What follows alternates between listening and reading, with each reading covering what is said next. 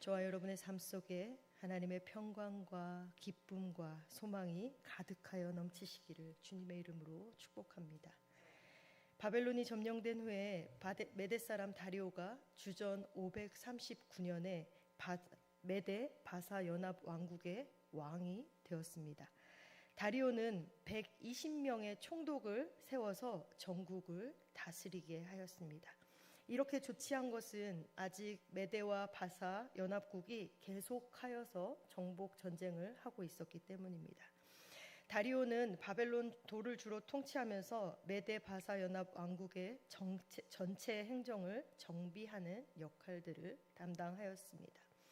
다리오는 특별히 3명의 총리를 임명하였습니다. 이 3명의 총리는 제국 전체 120명의 지방 장관들을 다스리도록 임명된 자들이었습니다. 그들의 주된 임무는 모든 국사를 장관하되 국고에 들어오는 재정들을 관리하고 국가의 안녕과 질서를 유지하는 일들을 담당하였습니다. 한 나라가 멸망하면 그 나라에 일하고 있던 고위 관리직들은 죽임을 당하는 것이 당시 상례였습니다. 그러나 다니엘이 그 고위직을 유지할 수 있었던 것은 그 당시에도 실로 놀라운 일이었습니다. 이것은 다니엘의 지혜와 경륜이 얼마나 탁월했는가라는 것을 보여주는 증거이기도 합니다.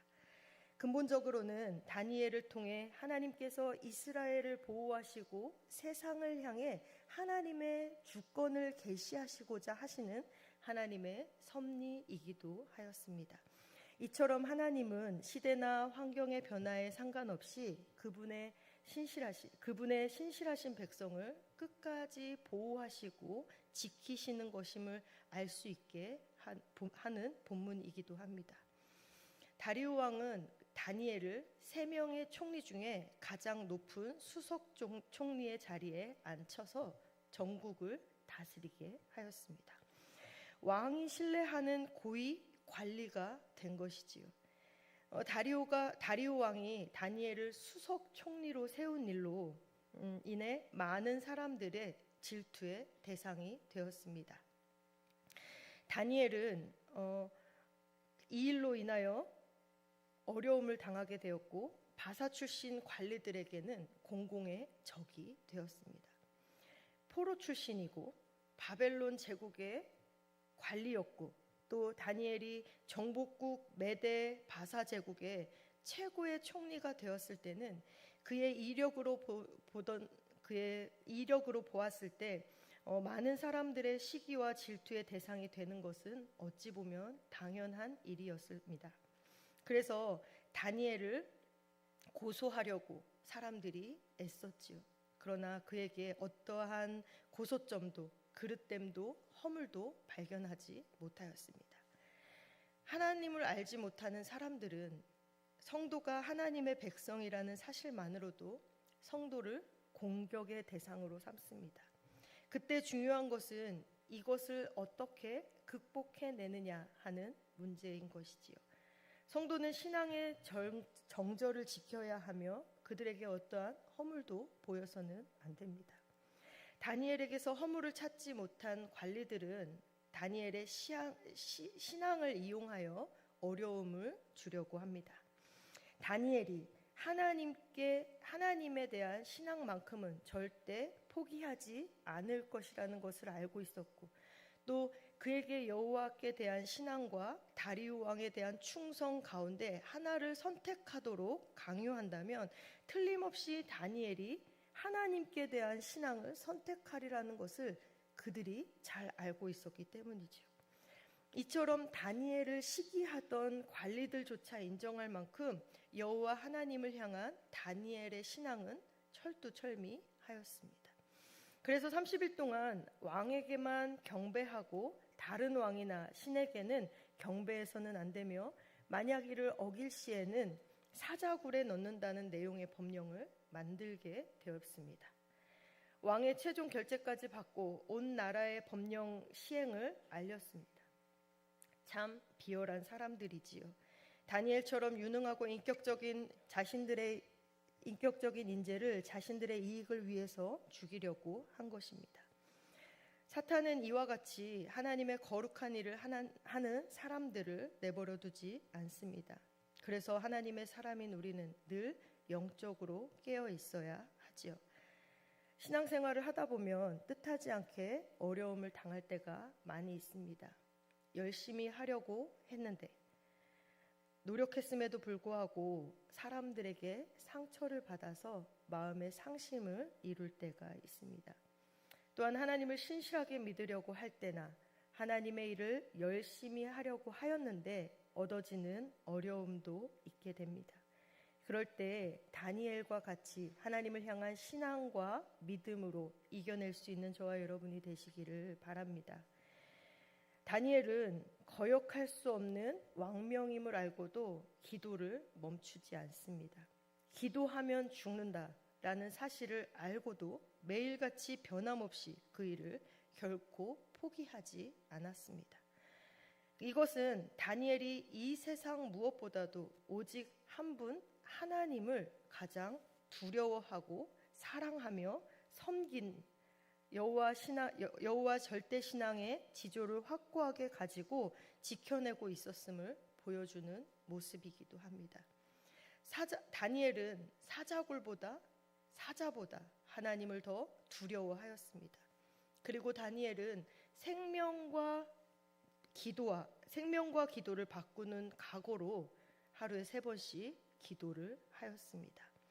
무릎 꿇고 감사의 기도를 드린 것이지요. 지금 다니엘이 처한 상황은 절대 감사할 수 없는 상황입니다. 그는 쉴 새 없이 대적들의 공격을 당하였습니다. 한시도 편안한 날이 없었습니다. 대적들은 우는 사자와 같이 다니엘을 넘어뜨리고 삼키기 위해 수단과 방법을 가리지 않고 있습니다. 심지어 왕을 속이고 거짓 충성을 맹세하면서까지 다니엘에게 달려들고 있지요. 대적들의 공격은 드디어 성공을 이루는 것 같습니다. 왕은 대적들의 올무에 걸려들었고 다니엘을 죽이게 될 법령에 서명을 하게 되었습니다. 다니엘은 이러한 사실을 알고도 하나님께 감사의 기도를 드린 것이지요. 사람들은 어려움이 닥치거나 손해를 볼 위험이 있으면 적당히 타협을 합니다. 그것이 융통성이고 지혜라고 생각하지요. 그러나 절대로 타협해서는 안 되는 것이 있습니다. 오늘 말씀에 그것이 바로 하나님을 향한 신앙이라고 말씀하십니다. 다니엘은 손해 정도가 아니라 죽음이라는 극한의 상황에서 진정 신앙인이 어떻게 행동해야 하는지를 몸소 우리에게 알려주고 있습니다. 다니엘의 이 변함없는 신앙은 빠르게 변화하는 이 시대에 우리가 어떻게 살아가야 하는지를 보여주고 있는 것이기도 합니다. 겉모습으로 그럴싸해 보이며 살아가는 것이 아니라 하나님 앞에 무엇이 올바르고 선한 것인지를 생각하며 행동해야 한다라는 것이지요. 다니엘과 같이 하나님에 대한 확신이 있는 사람은 세상의 그 무엇도 두려울 것이 없을 것입니다. 다니엘을 시기했던 자들은 은밀히 다니엘을 감시합니다. 그리고 그들은 예상대로 다니엘이 하나님께 기도하고 경배하는 것을 발견하자 재빠르게 왕에게 가서 고소하지요. 그들은 왕이 이 법령을 반복하지 못하도록 왕이 내린 조서에 대해 먼저 언급합니다. 왕도 어찌할 수 없도록 아주 교묘한 방법으로 다니엘을 고소하고 있는 것이지요. 그들의 음모가 성공적으로 열매를 맺는 것 같습니다. 이제 다니엘을 사자굴에 넣어 없애는 일만 남았습니다. 이와 같이 사탄의 음모는 인간의 지혜와 힘으로는 결코 이길 수가 없습니다. 다리오 왕은 관리들이 고발한 대상이 다니엘임을 알고 심각한 근심에 빠지게 됩니다. 자신의 경솔한 결정으로 아끼던 대신 다니엘이 죽을 수밖에 없게 되었다라는 사실을 뒤늦게 깨닫게 된 것이지요. 왕은 다니엘을 죽음에서 건지기 위해 해가 질 때까지 힘을 다합니다. 왕이 이렇게까지 다니엘을 신경 쓰는 것을 보면 얼마나 다니엘이 능력이 있는지 그리고 지혜가 있는지 하나님의 사람이었는지를 높이 평가할 수 있는 부분이기도 합니다. 성도들도 세상의 어떤 사람으로도 그리고 어떤 힘으로도 어떤 방법으로도 어려움을 이길 수가 없을 때가 있습니다. 그러나 그때 성도는 결코 좌절하거나 실망해서는 안 되지요. 세상의 방법으로 이길 수 없지만 하나님이 개입하시면 이야기가 달라지기 때문입니다. 사랑하는 여러분, 머리로는 알고 있지만 막상 어려움이 닥치면 하나님을 찾기보다 세상적인 방법으로 이 어려움을 극복하고자 애쓰며 살아가고 계시지는 않으십니까? 다니엘은 자신이 함정에 빠진 것을 알았지만 결코 타협하지 않았습니다. 신앙에는 타협이란 것이 존재하지 않음을 알고 있었기 때문이지요. 저와 여러분이 다니엘과 같이 오직 하나님만 바라볼 수 있는 절대 신앙을 가지시기를 소망합니다. 세상과 타협하지 않는 신앙, 오직 하나님만 바라보는 신앙인으로서의 삶을 살아가실 수 있기를 바랍니다. 그러면 하나님이 하나님의 자녀들을 보호하십니다. 우리에게는 상황과 환경이 큰 문제로 작용하지만 하나님께는 눈에 보이는 것들이 문제가 되지는 않습니다. 온전히 하나님을 믿고 따르는 자를 구하시는 하나님을 우리는 경험할 수 있게 되는 것이지요. 다니엘을 지키신 하나님께서 동일하게 우리 가운데에도 역사하십니다. 사자굴에 들어가는 다니엘에게 왕은 마지막으로 말하였습니다. 16절입니다. 내가 항상 섬기는 내 하나님이 사자들에게서 너를 구원하실 것이다. 다리오 왕은 막연하게나마 다니엘이 섬기는 여호와 하나님에 대한 신앙을 가지고 있었던 것 같습니다. 아니, 그동안 다니엘을 통해 하나님이 어떤 분이시라는 것을 너무나도 잘 알았겠지요. 그는 자신의 경솔한 행동을 후회하며 다니엘이 믿는 하나님이, 다니엘이 섬기는 그 하나님이 어쩌면 그를 구원하실지도 모른다는 희망이 있었습니다. 대적자들은 혹시 중간에 누가 다니엘을 구출할까봐 큰 돌로 사자굴 입구를 막아두었죠. 그러나 다니엘은 전능하신 하나님이 자신을 구원하셨다라는 것을 입증하고야 맙니다. 자신은 조금도 다치지 않고 초자연적인 하나님의 능력으로 인하여 이 위기로부터 구원받았음을 대적자들에게 알리고 있는 것이죠. 우리 역시 어디에 있든지 무엇을 하든지 하나님을 믿고 의지하기만 한다면 어떤 방법으로든 하나님께서 우리를 보호하시고 지켜주실 것입니다. 그때 믿지 않는 자들이 살아계신 하나님을 보게 될 것입니다. 우리가 할 수 있는 것은 그저 그 하나님의 뜻에 순종하며 따르고 믿는 것 뿐이지요. 다니엘이 하나님의 놀라운 역사를 경험할 수 있었던 것은 그의 삶의 중심에 하나님이 계셨기 때문입니다. 우리가 모든 것을 맡기기만 하면 하나님은 우리가 생각하는 그 이상의 것으로 우리의 삶을 책임져 주실 것입니다. 이 사실을 믿고 하나님만 의지하는 저와 여러분이 되시기를 소망합니다. 어려움과 시험 중에 계십니까? 우리가 받는 환난과 시험은 반드시 끝이 있습니다. 하나님은 마지막 날에 옳고 그름을 분명히 밝혀주십니다. 따라서 끝까지 참고 인내하며 하나님을 신뢰하는 마음을 가져야 합니다. 결국 다니엘을 무고하게 고소하고 사자굴에 넣어 죽이려 했던 대적자들의 음모가 만천하에 드러나게 되었습니다. 하나님께서 다니엘의 의로움을 증명해 주신 것이지요. 믿는 자의 마지막은 이렇듯 형통입니다.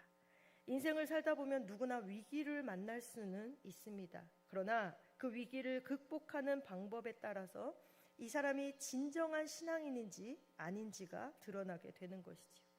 여러분은 위기를 만났을 때에 어떻게 대처하시겠습니까? 저와 여러분이 다니엘과 같이 하나님의 역사하심과 하나님의 인도하심을 신뢰함으로 형통한 삶을 살아가실 수 있기를 주님의 이름으로 축복합니다. 기도하겠습니다. 거룩하신 하나님, 말씀을 들은 우리가 하나님의 주신 것에 만족하며 감사하게 살아갈 수 있도록 인도하여 주옵소서. 우리의 죄와 욕심이 지나쳐 하나님의 영광을 가리우지 않게 하시고, 하나님께서 주신 것에 만족하며 하나님의 뜻에 어긋났다면 마음을 돌이키고 행동을 자제하며 하나님의 뜻대로 살아가며 순종할 수 있는 저희들의 삶이 되게 하시고, 오직 하나님만 신뢰하며 그 하나님 한 분만을 따라 살아가는 우리들의 믿음 되게 하여 주옵소서. 우리의 모든 삶에 하나님의 말씀으로 정확한 기준 삼아 세울 수 있도록 인도하여 주시고, 모든 일상에서 주님의 뜻을 따르기 위해 나를 스스로 살피게 하시며 하나님의 기준에 따르는 삶을 살아갈 수 있도록 하나님 우리를 인도하여 주옵소서. 하나님의 기준에 따르는 우리의 모든 판단과 결정을 통하여 하나님이 드러나게 하시고 하나님만 바라보며 살아가는 저희들 되게 하여 주옵소서. 이 시간 정성을 다하여 1000번째 예물을 하나님께 올려드립니다. 하나님, 드린 손길마다 축복하여 주시고 세상의 방법이 아닌, 세상의 통치가 아닌 다니엘과 같이 하나님의 역사하심과 인도하심을 신뢰함으로 형통한 삶을 누리는 자들이 되게 하여 주옵소서. 감사드리며 예수님의 거룩하신 이름으로 기도합니다.